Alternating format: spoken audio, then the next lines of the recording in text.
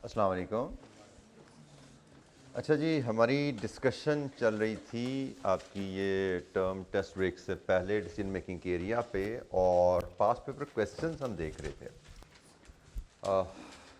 हमने last lecture में question number 34, 35 देखा था, और आज हम इससे आगे चलेंगे। मज़ीद कुछ क्वेश्चंस अभी हमारे रहते हैं। तो कोई इशू पिछले लेक्चर से, कोई पॉइंट जो ब्रॉड फॉरवर्ड हो आपका रिवीजन के दौरान, आपको कोई दिक्कत हुई हो किसी एरिया पे?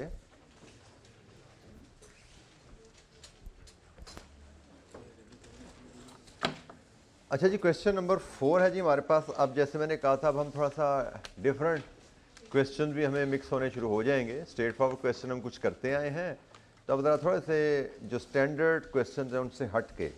तो पहला क्वेश्चन, क्वेश्चन नंबर 4।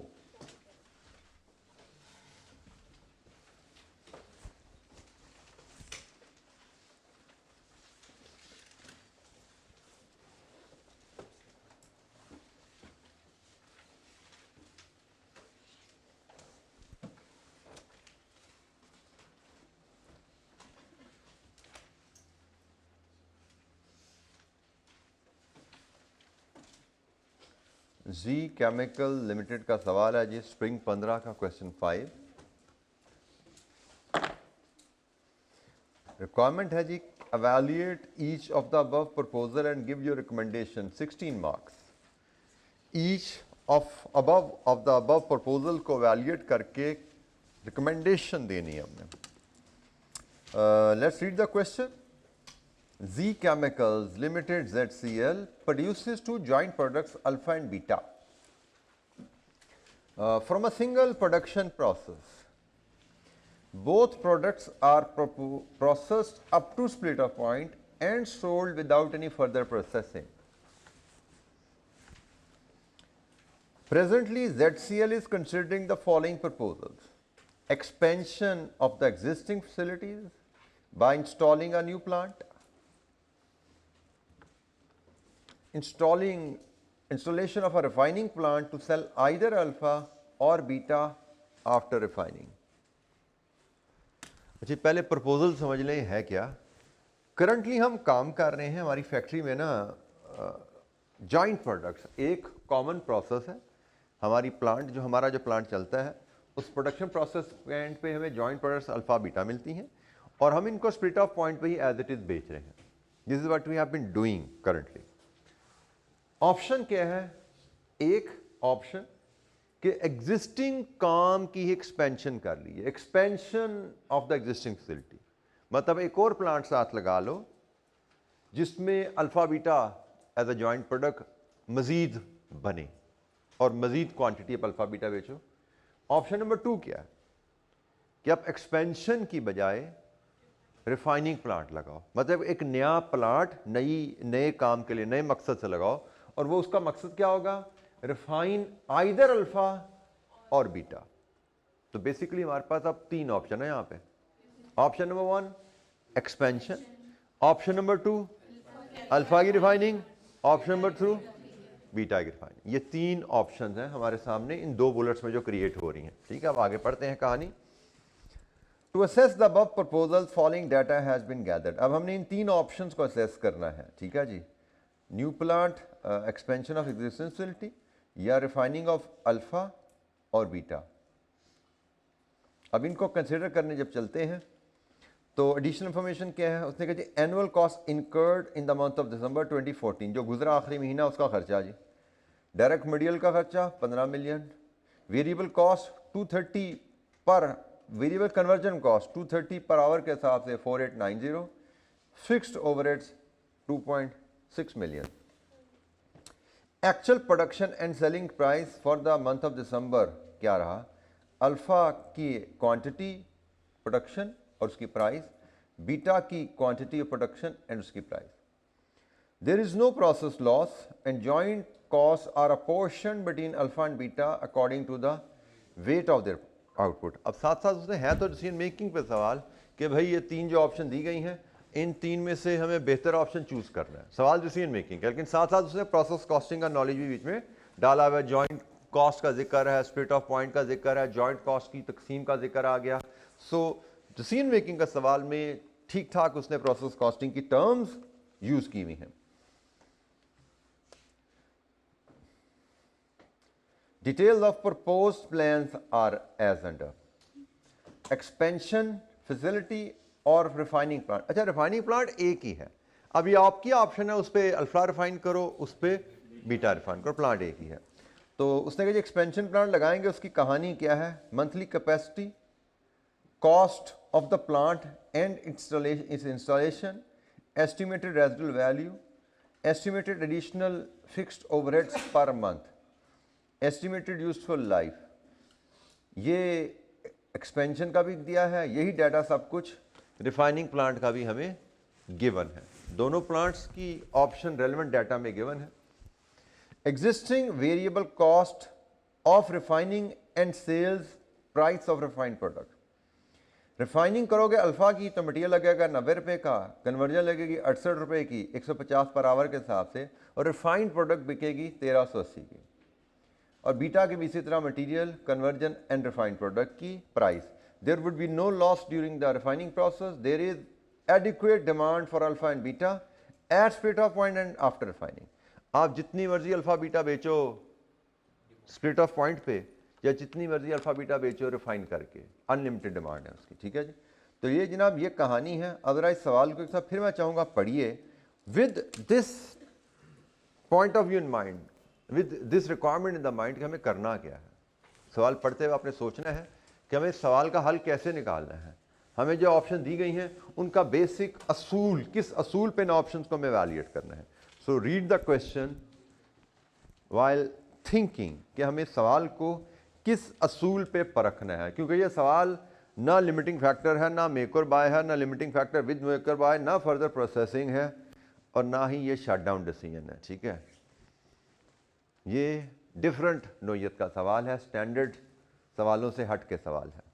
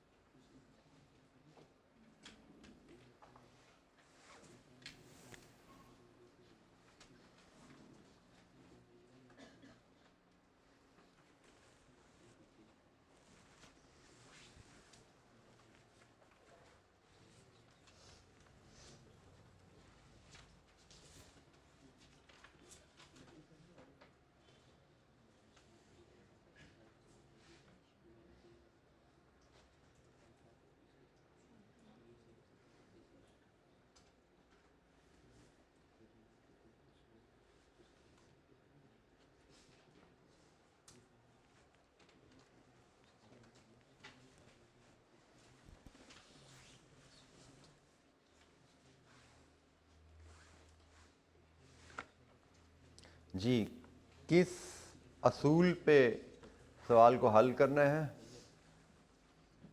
तो मैंने आपको बताया कि भाई जो तो स्टैंडर्ड क्वेश्चन होते हैं उनके तो स्टैंडर्ड स्टेप्स हैं, स्टैंडर्ड असूल उन पे हल हो जाते हैं।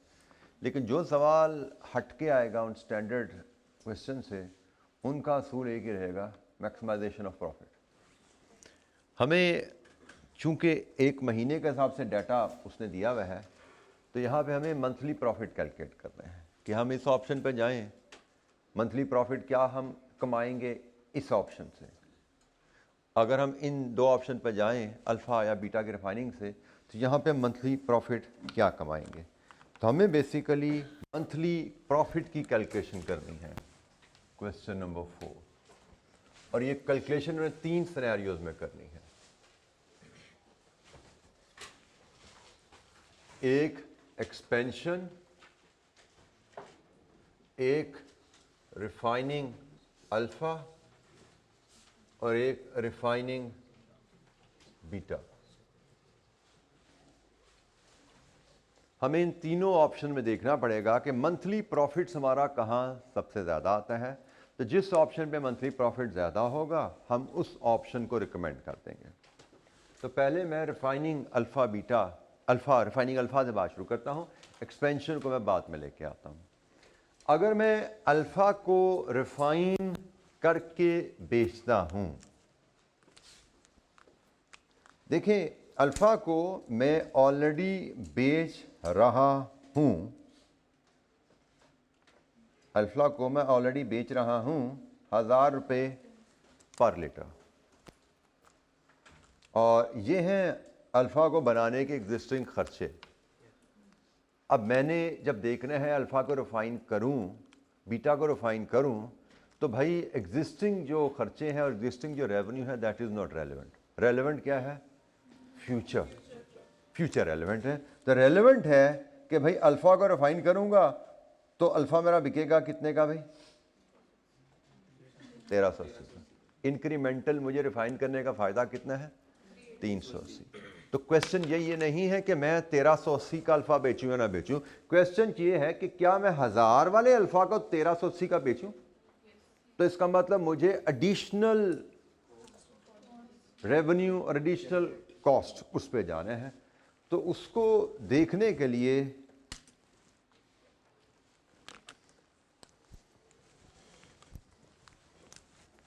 मैं यहां पे लाता हूं इंक्रीमेंटल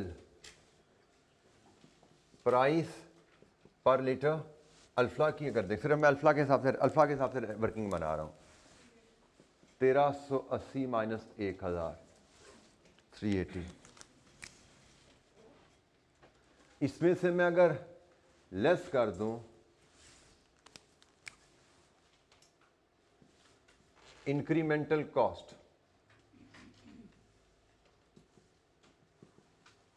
और इंक्रीमेंटल वेरिएबल कॉस्ट, तो मुझे कंट्रीब्यूशन पर लीटर मिल जाएगा। मैं यहाँ पे फिर आपको क्लियर कर दूं कि पहली बात हमने कहा कि भाई जो सवाल स्टैंडर्ड असूल पर नहीं है वो मैक्सिमाइजेशन ऑफ प्रॉफिट के असूल से हल होगा, और डिसीजन मेकिंग का सवाल है तो प्रॉफिट यहाँ पे हमेशा मार्जिनल कॉस्टिंग से कैलकुलेट किया जाएगा। डिसीजन मेकिंग के सवालों में एब्जॉर्प्शन कॉस्टिंग प्रॉफिट कैलकुलेट नहीं होता, ठीक है। तो मार्जिनल कॉस्टिंग प्रॉफिट क्या है? Contribution per unit into units total contribution into minus fix cost, ठीक है। तो यहाँ से कंट्रीब्यूशन पर लीटर आएगा, इसको मैं मंथली वॉल्यूम से मल्टीप्लाई करूँगा तो मुझे यहाँ पे मंथली कंट्रीब्यूशन मिल जाएगा, और इस मंथली कंट्रीब्यूशन में से मैं लेस कर दूंगा मंथली फिक्स कॉस्ट।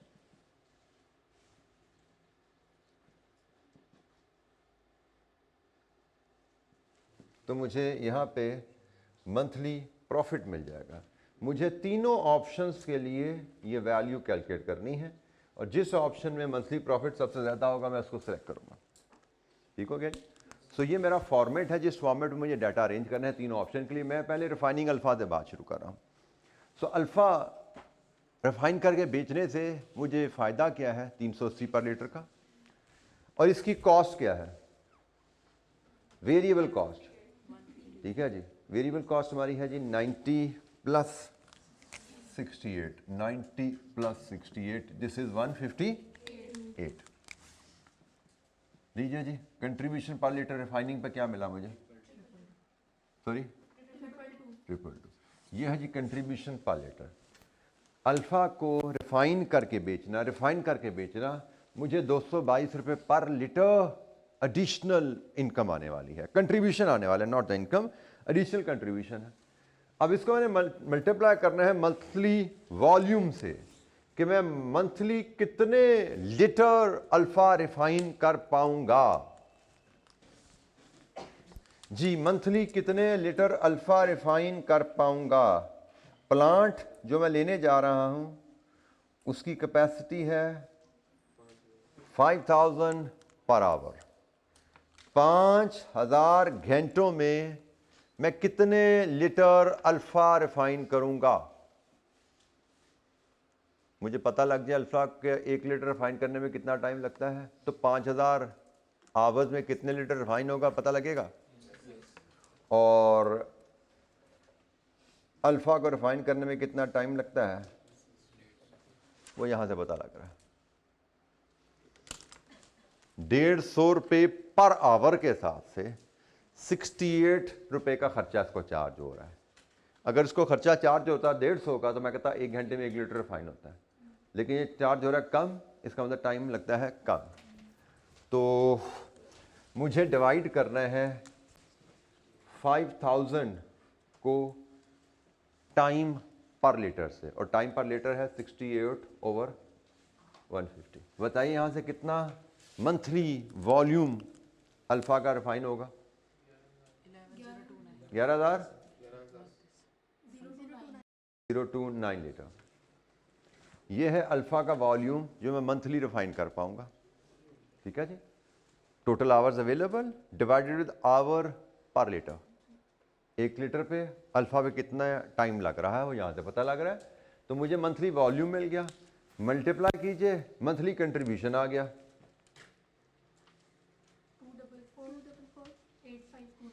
8529। लीजिए जी, ये हमारे पास मंथली कंट्रीब्यूशन आ गया। अब इसमें से लेस करना है मंथली फिक्स कॉस्ट। हमें अल्फा को चलाने पे मंथली फिक्स कॉस्ट कितनी आएगी, दो चीज़ें हैं जी,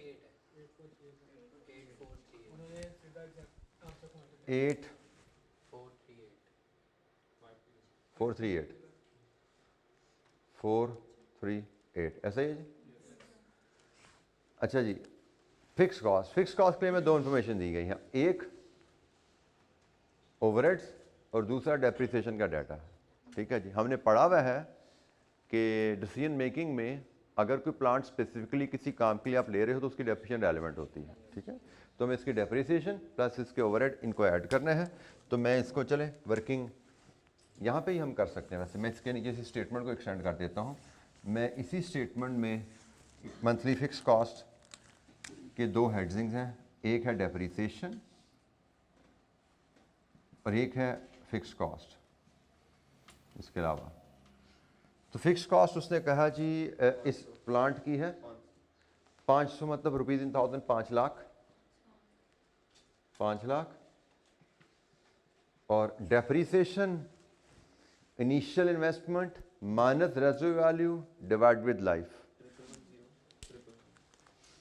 initial investment 25 million divided with residual value 2.8 million divided with life कितनी जी 20। ये आएगी सालाना डेप्रिसिएशन, बट मैं सारा काम कर रहा हूँ मंथली, तो मैं इसको 20 से नहीं डिवाइड करूँगा, 20 × 12 से डिवाइड करूँगा, मंथ से डिवाइड करूँगा। मुझे मंथली डेप्रिसिएशन चाहिए, कितनी है मंथली जी 92500। लीजिए जी, ये कहानी आपकी मंथली प्रॉफिट की कंप्लीट हुई फॉर रिफाइनिंग अल्फा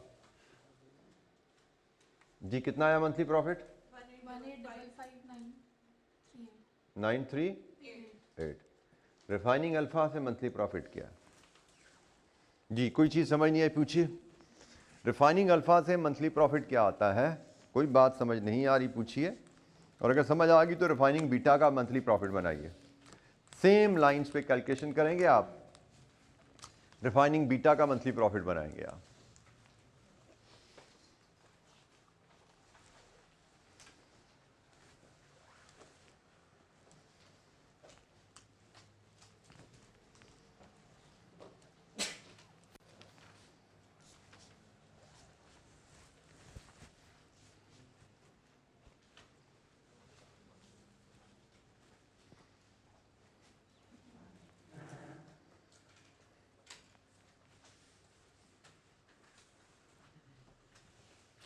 कोई कैलकुलेशन समझ नहीं आई पूछिएगा।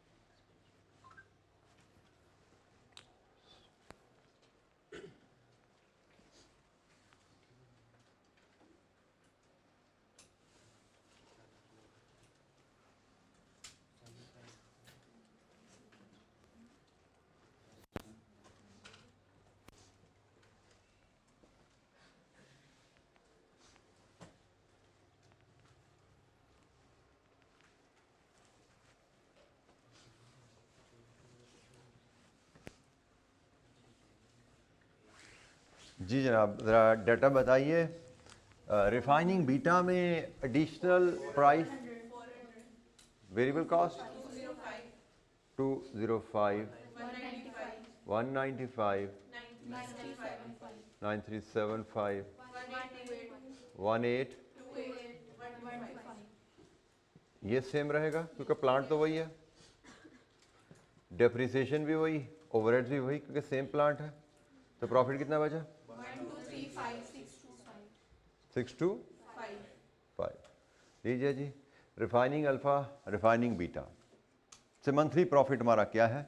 इन दो में से तो definitely refining alpha is better, refining alpha is giving higher profit. अब हमें तीसरी ऑप्शन देखनी है एक्सपेंशन, कि अगर हम प्लांट लगाएं एक्सपेंशन का मतलब अल्फा और बीटा जॉइंटली मज़ीद प्रोड्यूस करें, तो वहाँ से हमें एडिशनल क्या हम कमा पाएंगे। अच्छा, अब यहाँ पे जब हम अल्फा एक्सपेंशन की बात कर रहे हैं तो एक्सपेंशन का मतलब एडिशनल क्वांटिटी है। इधर एडिशनल क्वांटिटी नहीं थी, इधर एडिशनल कंट्रीब्यूशन था, इजाफी प्राइस और इजाफी खर्चे के बाद थी। यहाँ पे इजाफी प्राइस और इजाफी खर्चे की बात नहीं है, एडिशनल क्वांटिटी की बात है। प्राइस वही जो करंट चल रही है, प्राइस वही जो चल रही है करंट, अल्फा की 1000, बीटा की 1125, कॉस्ट वही जो करंट चल रही है, क्वांटिटी नहीं आ जाएगी अब एडिशनल। तो हमें देखना पड़ेगा अल्फा बीटा की एडिशनल कितनी क्वांटिटी हम बना पाएंगे। उस एडिशनल क्वांटिटी बनाने के लिए हमारी एडिशनल वेरिएबल कॉस्ट क्या है, उस एडिशनल क्वांटिटी की, वहां से हमें एडिशनल कंट्रीब्यूशन आएगा। उस एडिशनल कंट्रीब्यूशन में से हम लेस करेंगे fix cost of the new plant, तो हमें मंथली प्रॉफिट वहां से मिलेगा। अच्छा जी, अब जब हम अल्फा को बेचने की बात करते हैं और एक्सपेंशन की बात करते हैं, तो एक्सपेंशन की जब बात करने जा रहे हैं तो हम सिर्फ अल्फा नहीं बनाने जा रहे या सिर्फ बीटा नहीं बनाने जा रहे, हम तो अल्फा बीटा दोनों एज अ जॉइंट प्रोडक्ट बनाने जा रहे हैं। तो इसलिए यहाँ पे प्राइस और कंट्री इंक्रीमेंट कॉस्ट की जगह मुझे वर्किंग से डायरेक्ट कंट्रीब्यूशन निकाल लेना चाहिए। मैं वर्किंग पे जाऊंगा एक, और वहाँ से डायरेक्ट कंट्रीब्यूशन लेके आऊँगा और उससे आगे कहानी लेके चलूँगा। और कंट्रीब्यूशन बल्कि सॉरी कंट्रीब्यूशन ये वाला नहीं, ये मंथली कंट्रीब्यूशन, ये क्योंकि मेरी प्राइसेस भी दो हैं, मेरी वेरिएबल कॉस्ट भी दो हैं, मेरे वॉल्यूम भी दो हैं। या तो मैं इधर 2 कॉलम बना लूँ या मैं इनको वर्किंग में हैंडल कर लूँ, दोनों ऑप्शन मेरे पास है, ठीक है। तो मैं इसको वर्किंग में ले जाता हूँ, मैं वर्किंग से मंथली कंट्रीब्यूशन निकाल लाता हूँ। मंथली कंट्रीब्यूशन वर्किंग 1 में कैसे मैं बनाऊँगा,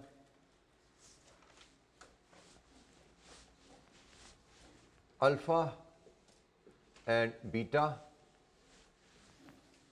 प्राइस पर litre less variable cost per litre, यहां से contribution per litre multiplied with monthly volume, और यहां से आएगा मंथली कंट्रीब्यूशन।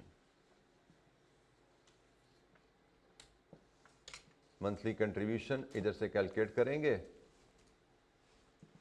और उसको हम इधर फीड कर देंगे सम करके, दोनों को सम करके, क्योंकि हम एक ही प्लांट पे अल्फा प्लस बीटा दोनों बनाने जा रहे हैं।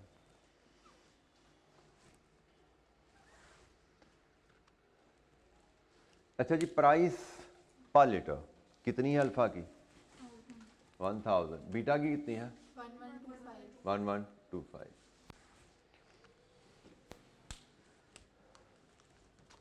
अच्छा, यहां पे तवज्जो कीजिएगा, अल्फा बीटा करंटली बन रही है जॉइंटली, और ये गिवन है जॉइंट कॉस्ट की कहानी, लेकिन मुझे सिर्फ वेरिएबल कॉस्ट चाहिए, तो मेरे लिए रेलेवेंट है ये है joint cost of alpha and beta. But मुझे तो अल्फा की कॉस्ट बीटा की कॉस्ट अदा करनी है। उसके लिए क्या करें, इस कॉस्ट को अल्फा बीटा में तकसीम करें, और तकसीम करें किस बेसिस पे? वेट या यूनिट्स, एक ही बात है। इसका मतलब अगर आपको याद हो जॉइंट प्रोडक्ट की कहानी, हमने वहां पे पढ़ा था जब जॉइंट कॉस्ट को यूनिट बेसिस पे तकसीम करते हैं तो कॉस्ट पर यूनिट सेम होती है, और उसका तरीकाकार क्या है? Joint cost divided with cumulative production. मैं इनकी जॉइंट कॉस्ट को जब इनकी क्यूमुलेटिव प्रोडक्शन से डिवाइड करूंगा तो मेरे पास कॉस्ट पर लीटर आ जाएगी। और चूंकि मैं सिर्फ वेरिएबल कॉस्ट ले रहा हूं, तो वेरिएबल कॉस्ट पुराना प्लांट हो नया प्लांट हो, it will be the same. तो मेरी वेरिएबल कॉस्ट पर लीटर यहां से जो निकल रही है that is 15 million plus 4890,000 divided with total production 11300 जमा 14700। जॉइंट कॉस्ट को जॉइंट प्रोडक्ट्स में तकसीम करना यूनिट बेसिस पे, इसका मतलब होता है कि जॉइंट प्रोडक्ट्स की कॉस्ट पर यूनिट सेम है। और सेम कॉस्ट पर यूनिट निकालने का तरीका क्या है? Joint cost divided with cumulative production दोनों की। तो यहां से कॉस्ट पर यूनिट आ गई दोनों के लिए, क्या है? 765 यहां पे, 765 यहां पे। कंट्रीब्यूशन पर लीटर 235 और 360। जो करंट कंट्रीब्यूशन पर लीटर है वही contribution per litre expansion plant के साथ भी रहेगा, क्योंकि contribution per litre price minus variable cost है। Variable cost in the absence of information we assume कि भाई वो भी सेम ही होगी एक्सपेंशन प्लांट में, नए प्लांट में भी अल्फा बीटा ही बनाना है जो पुराने प्लांट में बना रहे हैं, तो जो पुराने प्लांट पे वेरिएबल कॉस्ट पर यूनिट आ रही है, नए प्लांट पे भी वही आने वाली है। कंट्रीब्यूशन पर लीटर आ गया। अब मुझे चाहिए क्वांटिटी कि मैं नए प्लांट पे कितने लीटर अल्फा और कितने लीटर बीटा बना पाऊंगा।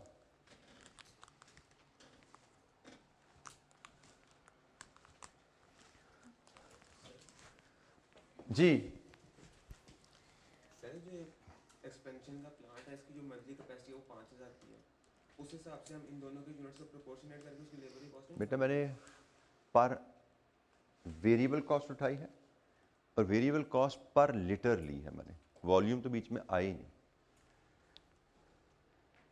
पर लीटर कैपेसिटी 5000 है, कैपेसिटी 10000 है, वेरिएबल कॉस्ट पर लीटर पे फ़र्क पड़ेगा। कैपेसिटी का ताल्लुक फिक्स कॉस्ट से होता है, अगर आपको याद हो। हम वेरिएबल कॉस्ट, इस डेस्क बनाने पे लकड़ी कितने की लगी, 1 मरले की वर्कशॉप में बनाओ या 10 मरले की वर्कशॉप में बनाओ, लकड़ी तो सेम है ना। Variable cost per unit does not change, ठीक है। तो मैंने वेरिएबल कॉस्ट जो एग्जिस्टिंग प्लांट में मेरी आ रही है, नए प्लांट में भी वही आएगी। जितने का मटेरियल, जितने की लेबर लग रही है एग्जिस्टिंग प्लांट में, उतने मटेरियल लेबर नए प्लांट में लगेगा। So variable cost will be the same. अब मसला है वॉल्यूम का। एग्जिस्टिंग प्लांट मेरा चलता है, अल्फा बीटा बनती हैं इतने। पहला सवाल, क्या मेरा नया प्लांट भी अल्फा बीटा इतना ही बनाएगा? कैसे?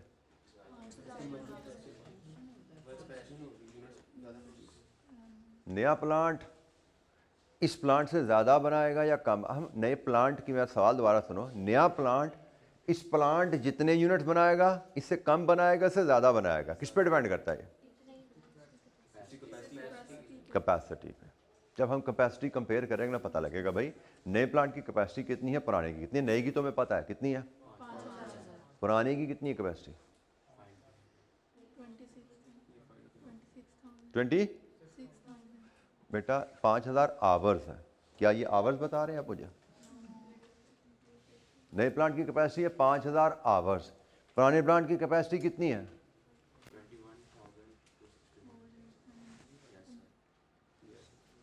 पुराने प्लांट की कैपेसिटी मिल गई। नए प्लांट की कैपेसिटी है 5000 आवर्स, पुराने प्लांट की कैपेसिटी है 4890,000 डिवाइड विद 230, 21261 आवर्स। लीजिए जी, जो एग्जिस्टिंग प्लांट हमारा है वो 21261 आवर्स चल रहा है। नया प्लांट चलेगा 5000 घंटे। अब मेरा सवाल दोबारा सुनो, क्या नया प्लांट सेम इतने यूनिट्स अल्फा बीटा बनाएगा या कम? कम। कितने कम? जो आवर्स की रेशियो है, जितने रेशियो से आवर कम हुए हैं उतने रेशियो से प्रोडक्शन कम होगी ना। तो उसका तरीका बड़ा आसान है। मैं मंथली वॉल्यूम के लिए वर्किंग 1.1 अगर बनाऊं, वर्किंग 1.1, अल्फा और बीटा की प्रोडक्शन मेरी जो रहेगी,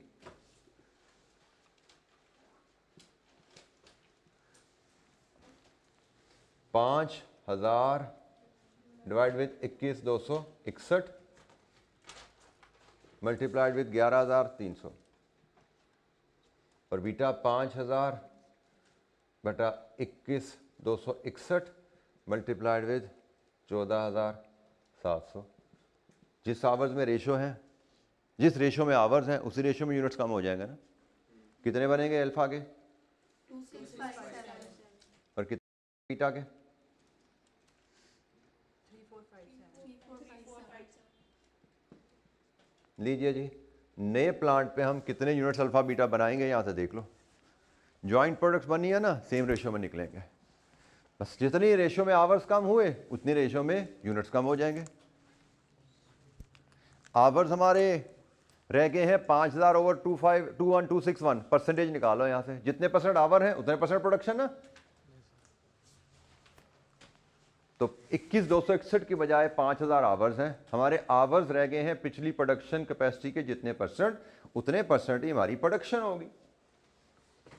आपको इसको जिस मर्जी अंदाज से देख सको, ये मैथमेटिक्स प्रेजेंट करने के मल्टीपल वेज हो सकते हैं, ठीक है। रेशो में देख लो, परसेंटेज में देख लो, भाई जितने परसेंट, जितनी रेशो आवर्स उतनी रेशो प्रोडक्शन, जितने परसेंट आवर्स उतने परसेंट प्रोडक्शन, जिस तरह मर्जी देख लो इसको। ये हमारे पास प्रोडक्शन आ गई जी 2657 एंड 3457।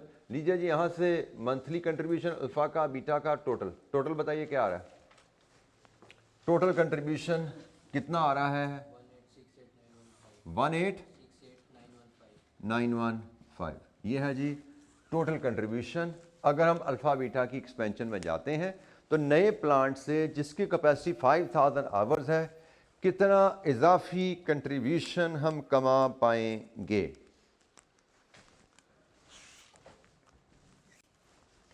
Any question? किसी कैलकुलेशन पे कोई गाइडेंस चाहिए, पूछिए।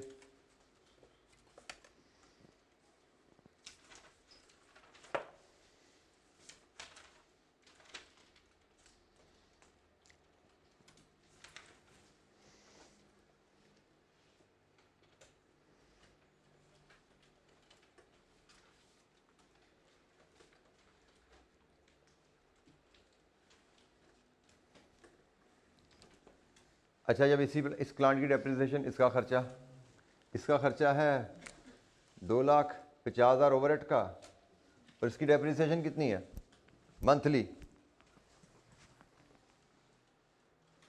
मंथली डेप्रिसिएशन यहाँ से निकाल लीजिए जी। 20 million minus 1.4 million divide with 48, 77,500।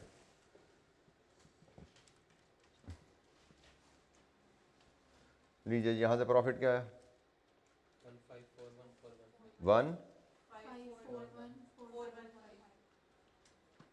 सो तीनों में से बेहतरीन ऑप्शन जहाँ पे प्रॉफिट सबसे ज़्यादा, refining alpha. Company should set up refining plant and should refine alpha and cell.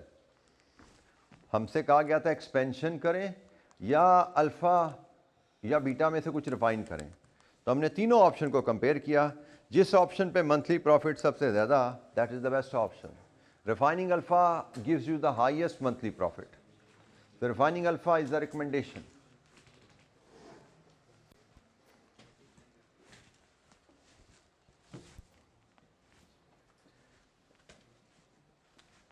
जी जनाब, any question?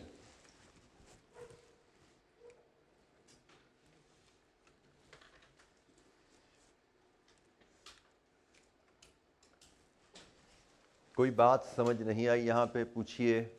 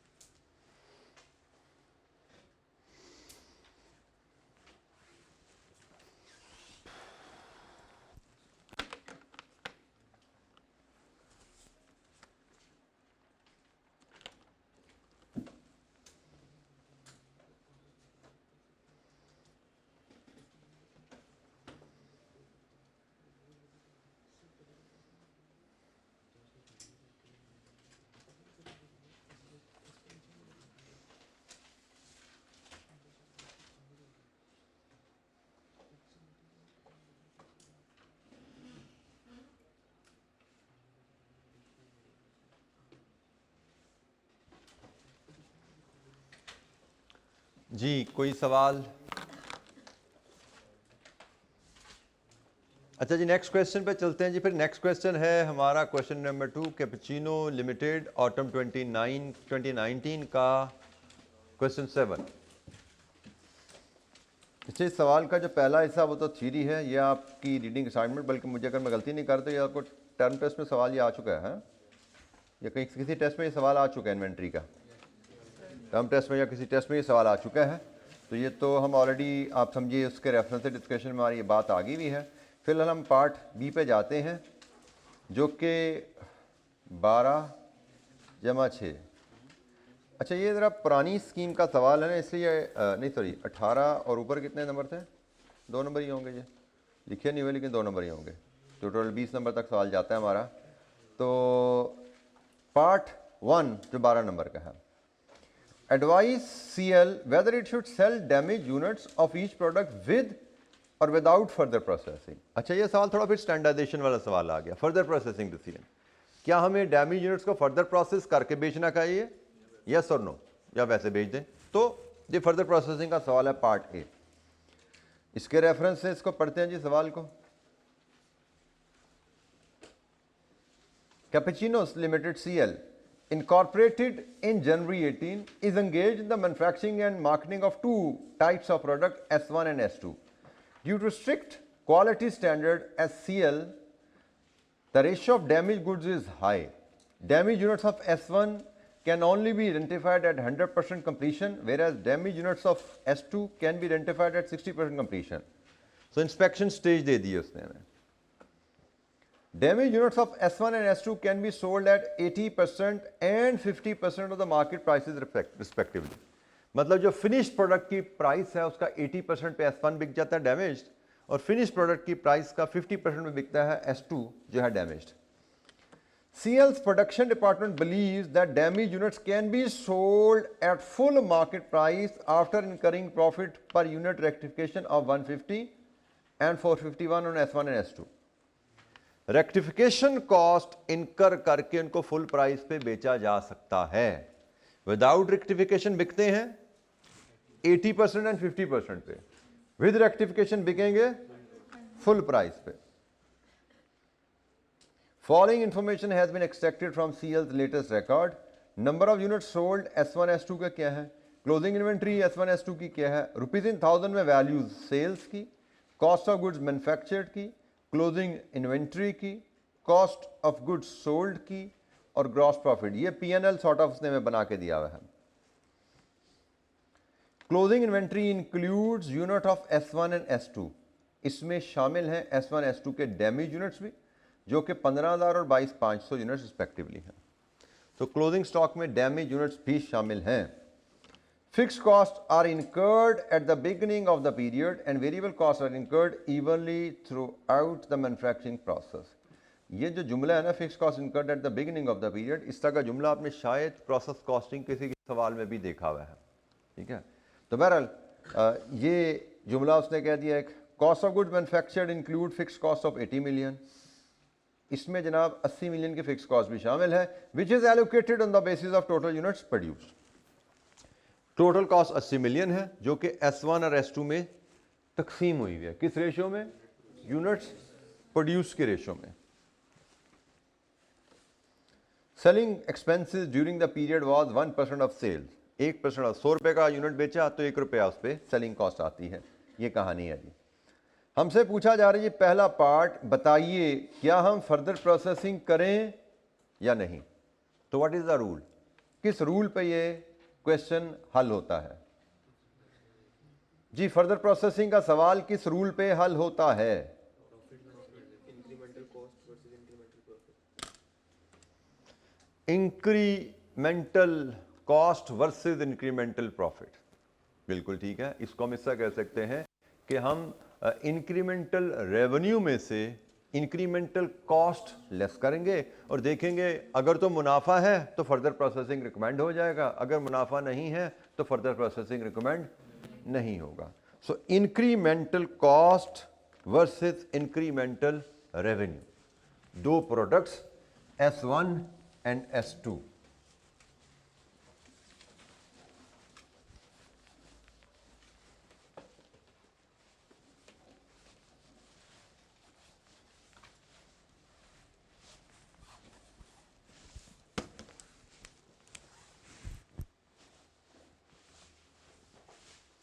S1 and S2 incremental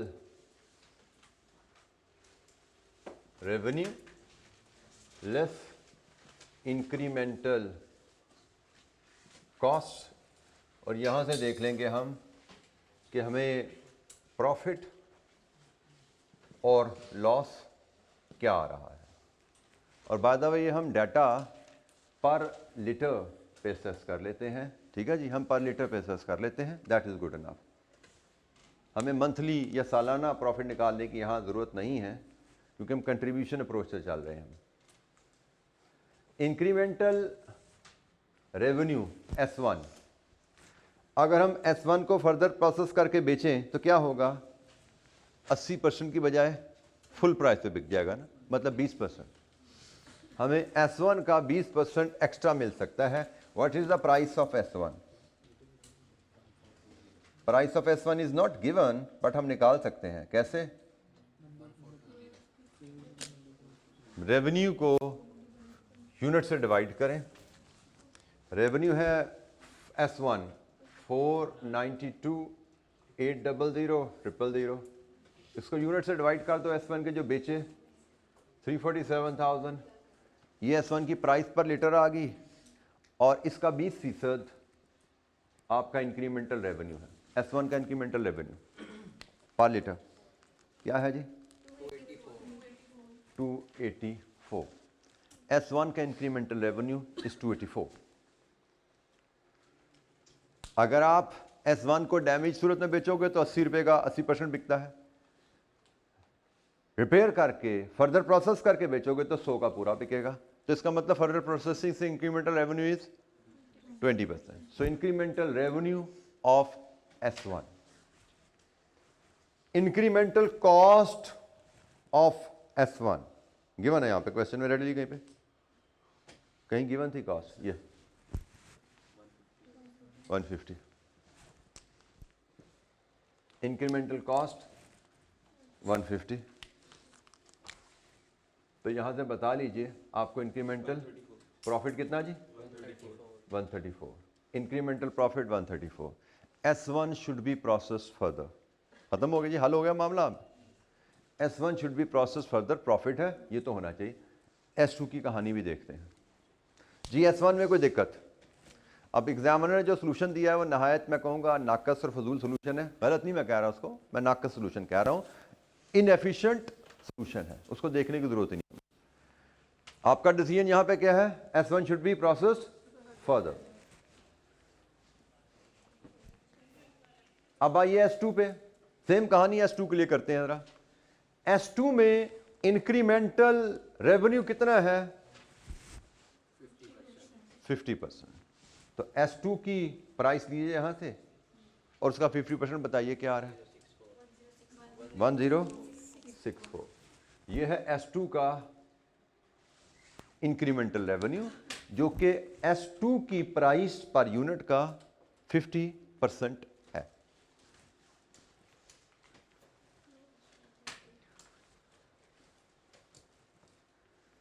अच्छा जी, अब आइए S2 की इंक्रीमेंटल कॉस्ट। S2 की इंक्रीमेंटल कॉस्ट कितनी है? That's it. Answer is no. S2 में incremental cost सिर्फ 450 नहीं है, क्योंकि S2 की इंस्पेक्शन स्टेज कितनी है? 60%।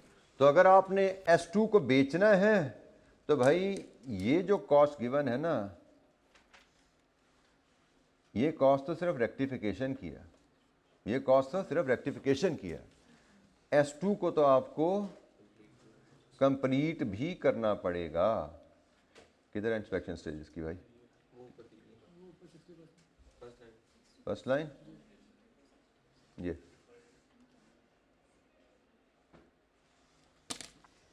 S2 को तो आपको कंप्लीट भी करना पड़ेगा। तो इसका मतलब इंक्रीमेंटल कॉस्ट में, बल्कि इसके जगह इंक्रीमेंटल कॉस्ट की जगह मैं लिखता हूं rectification cost. Rectification cost S2 के लिए आपको कॉस्ट टू कंप्लीट भी इनकर करनी पड़ेगी, क्योंकि S2 कंप्लीट नहीं है भाई। S2 कंप्लीट नहीं है। S2 60% कंप्लीट है, इस पे 40% खर्चा लगेगा। आपको S2 की वेरिएबल कॉस्ट पर यूनिट निकालनी है और उसका 40% लेना है। S2 की वेरिएबल कॉस्ट पर यूनिट चाहिए मुझे, और उसका 40% मुझे वहाँ पे क्वेश्चन मार्क की जगह फीड करना है।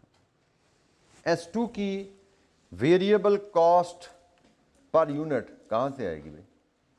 अब ये इसमें सिर्फ पूरे सवाल में एक ये ट्रिक है, वेरिएबल कॉस्ट पर यूनिट निकालना, अदरवाइज ये पार्ट आपका ख़त्म। 12 नंबर में से हमें सिर्फ एक ये फिगर रह गई है, ये डालनी है यहाँ पे, हमारा सवाल ख़त्म।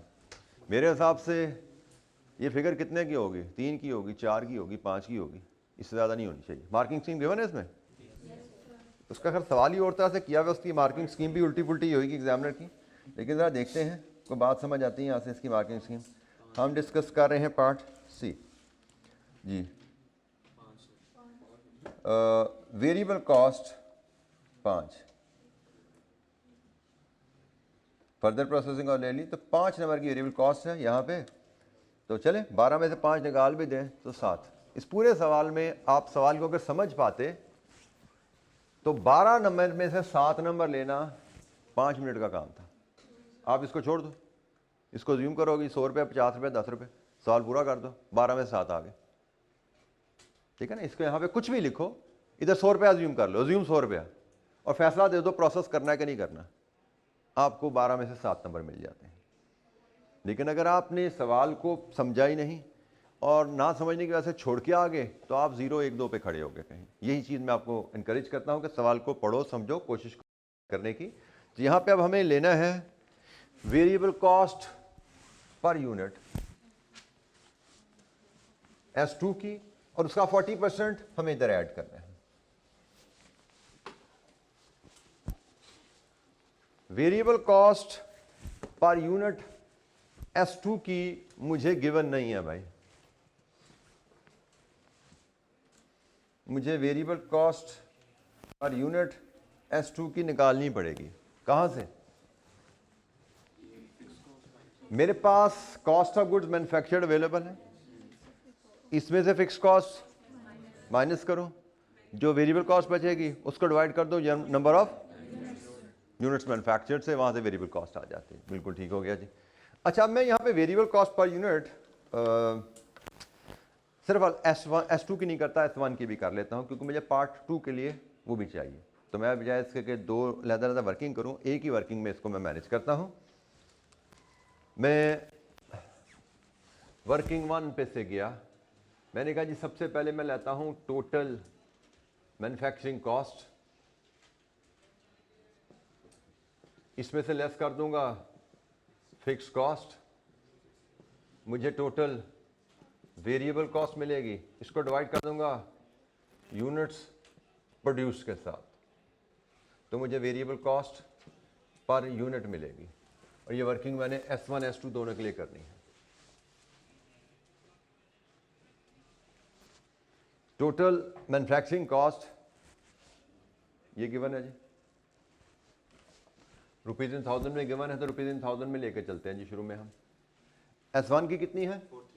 431 430। S2 की 349 370। अब इसमें से मुझे लेस करनी है फिक्स कॉस्ट, जो कि टोटल कितनी है?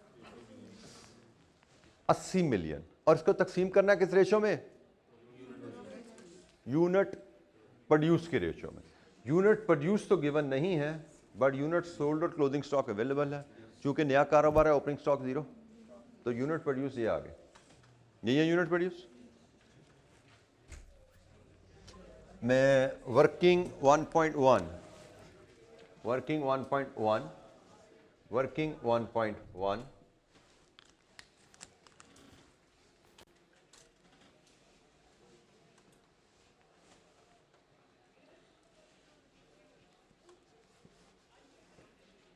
Units sold plus closing stock, units produced आ गए।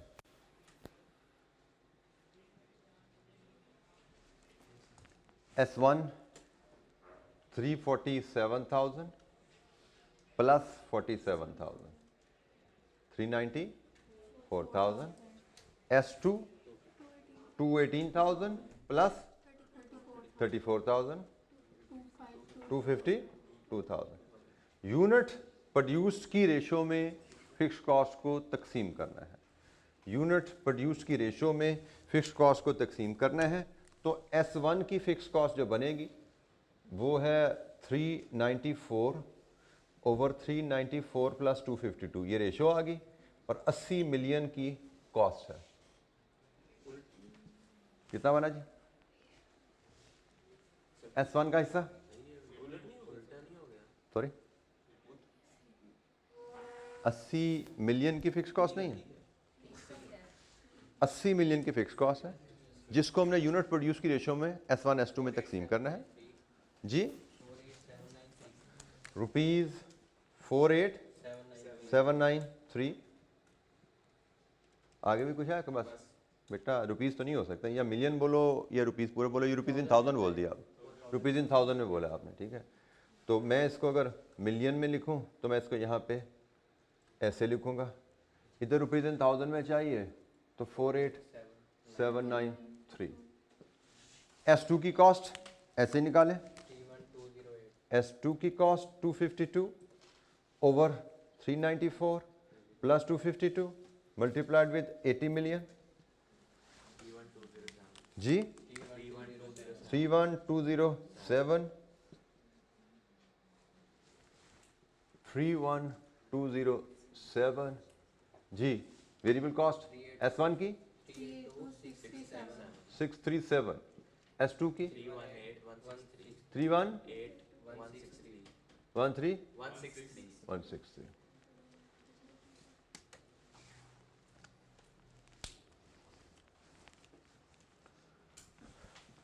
जी हमारे पास S1 S2 की वेरिएबल कॉस्ट आ गई कि हमारे पास टोटल मैन्युफैक्चरिंग कॉस्ट गिवन थी, उसमें से हमने फिक्स कॉस्ट लेस कर दी, हमें टोटल वेरिएबल कॉस्ट आ गई। अब हमने इसको डिवाइड करना है यूनिट्स प्रोड्यूस से। अब यहां पे एक कैच है,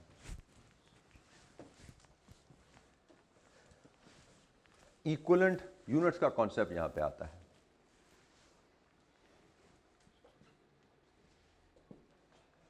फिक्स कॉस्ट की जब तकसीम की बात करते हैं तो फिक्स कॉस्ट उसने में कहा इनकर होती है प्रोडक्शन के स्टार्ट पे। ये यूनिट्स जो मेरे निकले हैं ना, ये वो यूनिट्स हैं जो मैंने प्रोडक्शन में इंजेक्ट किए। डैमेज यूनिट ही नहीं में शामिल है ना भाई, डैमेज यूनिट में शामिल है, तो मतलब गुड प्लस डैमेज जो मैंने प्रोडक्शन में डाले वो टोटल ये हैं। तो और फिक्स कॉस्ट मेरी प्रोडक्शन के स्टार्ट में ही लग जाती है, तो इसका मतलब फिक्स कॉस्ट तो मेरी तमाम यूनिट्स पे लग गई। लेकिन क्या वेरिएबल कॉस्ट भी मेरी प्रोडक्शन के स्टार्ट में इकट्ठी लग जाती है? Answer is no, variable cost तो ग्रेजुअली लगती है। तो वेरिएबल कॉस्ट के लिहाज से क्या मैंने 394 प्लस 252 फुल यूनिट्स बनाए हैं? Answer is no. S2 के जो डैमेज यूनिट्स हैं वो फुल नहीं है, इक्वल यूनिट्स का कॉन्सेप्ट। अब इसमें ये तो सारे के सारे यूनिट्स फुल हैं, जो गुड यूनिट्स हैं वो भी फुल हैं, जो डैमेज है वो भी फुल है, क्योंकि इसकी इंस्पेक्शन 100% पे होती है। लेकिन इसमें गुड यूनिट्स तो फुल हैं लेकिन डैमेज यूनिट फुल वो है 60%। इसका मतलब डैमेज यूनिट 40% प्रोसेस नहीं हुए वे। तो अगर मैं S2 के वेरिएबल कॉस्ट के रेफरेंस से यूनिट्स बनाना चाहता हूं तो इसमें से मैं लेस कर दूंगा। डैमेज यूनिट्स कितने हैं S2 के? 22,500 का 40% इसमें से लेस कर दो, तो ये मुझे मिलेंगे वेरिएबल कॉस्ट के लिहाज से यूनिट्स प्रोड्यूस्ड S2 के कितने हैं? 9,000 बेटा इसमें से माइनस कर दो तो 243,000। फिक्स कॉस्ट के लिहाज से यूनिट प्रोड्यूस्ड यही है, लेकिन वेरिएबल कॉस्ट के लिहाज से यूनिट प्रोड्यूस्ड S1 के तो सेम है लेकिन S2 के 243 हैं, क्योंकि फिक्स कॉस्ट तकसीम होती है यूनिट्स प्रोडक्शन के स्टार्ट में, मतलब यूनिट्स इंट्रोड्यूस के ऊपर। प्रोडक्शन के स्टार्ट में मैंने यूनिट्स इतने डाले तो मेरी फिक्स कॉस्ट तो इस रेशो में तकसीम होगी, लेकिन वेरिएबल कॉस्ट तकसीम होती है जितने % काम हुआ। इक्वल यूनिट का कॉन्सेप्ट यहां पे आ जाएगा। तो इन 252 यूनिट्स में मेरे जो 22,500 यूनिट्स हैं उन पे 40% काम नहीं हुआ, तो मैंने 252,000 में से 22,500 का 40% लेस कर दिया जो काम नहीं हुआ। तो ये मेरे पास आ गए वो यूनिट्स जितने यूनिट्स के बराबर मेरा वेरिएबल कॉस्ट खर्चा लगा। मेरा खर्चा वेरिएबल कॉस्ट 243,000 यूनिट्स के बराबर लगा है। तो जनाब यहाँ पे यूनिट्स प्रोड्यूस S1 के तो पूरे हैं 394,000 और S2 के हैं 243,000। यहाँ से कॉस्ट पर यूनिट अब रुपीज़ में बता देना। 971 1310 लीजिए जी। 971 और 1310 का 40%, यही है ना एक्स्ट्रा कॉस्ट भाई। हमें तो एक्स्ट्रा कॉस्ट लेनी है, कॉस्ट टू कंप्लीट कितनी बनी? 1310 का 40% 524। लीजिए जी, इसका बताइए क्या बनाइए?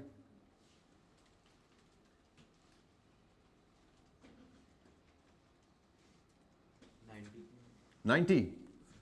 दोनों प्रोडक्ट्स में फर्दर प्रोसेस करने में फायदा है। So S1 and S2 both should be processed further. Incremental revenue less incremental cost, दोनों में हमें नेट प्रॉफिट नजर आ रहा है। So both product should be processed further. This is our decision. Further processing का सवाल था। फर्दर प्रोसेसिंग के सादा असूल के तहत हमने इसको हल किया। Incremental revenue less incremental cost.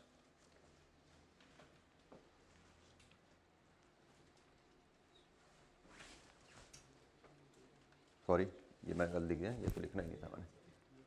ये जी, incremental cost minus incremental revenue. Any question? ये कॉस्ट मैंने पार्ट बी के रेफरेंस से कैलकुलेट की है, ठीक है? तो ये पार्ट बी में इसने यूज होना है, यहां पे इसकी जरूरत नहीं थी।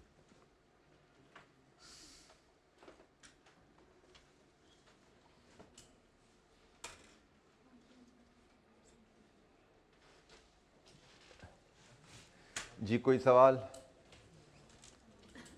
अच्छा, इसका जो पार्ट बी है that is your home assignment. 3-4 number का पार्ट है, वो आपकी होम असाइनमेंट है। जो समझ नहीं आएगी बात उस पर कल डिस्कस करेंगे, उसको बात करेंगे और आगे चलेंगे।